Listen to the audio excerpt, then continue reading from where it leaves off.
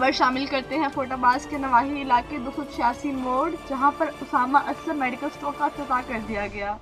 मजीद जानते हैं फोर्टाबाज से अपने नुमाइंदे मोहम्मद शाकिर बलोच से। जी शाकिर, अपडेट कीजिएगा। जी बिल्कुल, फोर्टाबाज के नवाई अड्डा 286 मोड़ पर उसामा असलम मेडिकल स्टोर का इफ्तिताह कर दिया गया, जिसमें खुसूसी अहमद सईद, इशफाक अली शाह गिलानी साहब, डॉक्टर अफजाल साहब, emergency incharge THQ Fortabbas, doctor Ramzan Baloch साहब, डॉक्टर कयूम साहब, कारी मुस्तफ़ा साहब और अहले इलाका ने शिरकत की और भरपूर तरीके से इफ्तिताह किया गया।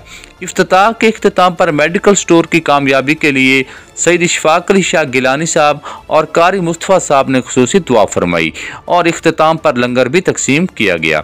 डॉक्टर असलम साहब का मजीद कहना था कि अवाम को बर वक्त और सस्ती अद्वियात फराम करेंगे।